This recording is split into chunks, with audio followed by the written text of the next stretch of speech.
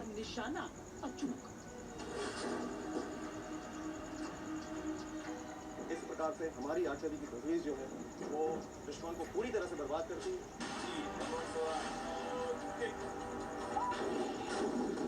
ये भारतीय सेना का वो अंग है जो तय करता है दुश्मन के ऊपर हमारा दबदबा। Regiment of artillery.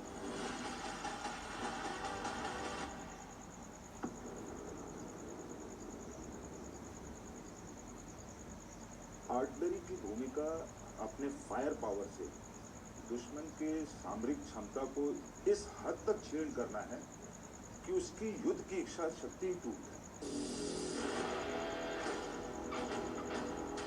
ऑपरेशन सिंदूर के दौरान एक बात स्पष्ट रही कि युद्ध में ताकतवर रहने के लिए हमें समय और तकनीक के साथ कदम ताल करना होगा। और यही देखने समझने के लिए हम पहुंचे देवलाली स्थित स्कूल ऑफ आर्टिलरी। आर्टी का इतिहास बहुत ग्लोरियस है। हमारे पास हाईएस्ट विक्टोरिया क्रॉस भी हमने इज्जत के साथ कमाया। तकरीबन 26 बैटल ऑनर्स को हमने अभी तक हासिल किया है।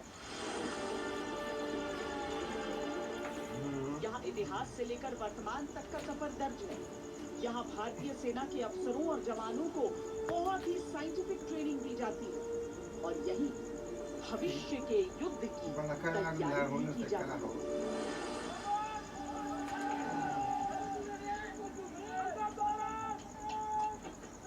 ये हिंदुस्तान के शूरवीरों का रुद्रनाद है, वो गर्जना जिसे सुनकर दुश्मन का कलेजा कांप जाता है। भारतीय तोपखानों की जो शक्ति है, उनकी जो ताकत है, वो दुश्मन के इलाके से उठते हुए धुएं से भी पता चलता है और हमारे जवानों के सीनों में जलती आग से भी पता चलता है।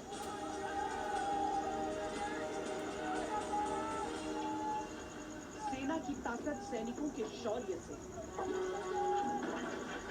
सेना की ताकत हथियारों उपकरणों से,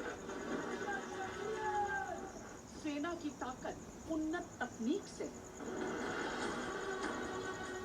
भारतीय आर्टिलरी विस्तृत उपकरणों का इस्तेमाल करती है। इनमें हावित्सर से लेकर रॉकेट सिस्टम तक है।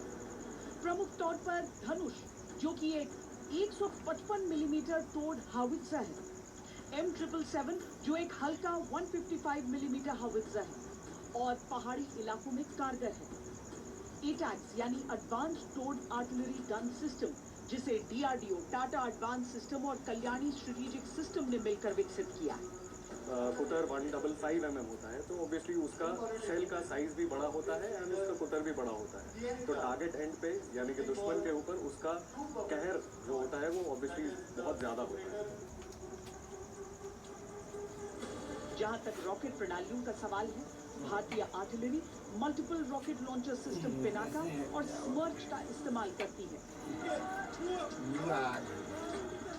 ऑपरेशन सिंदूर में भारतीय सैनिकों ने इन्हीं उपकरणों और बेशुमार काबिलियत के साथ दुश्मन को मुंहतोड़ जवाब दिया था।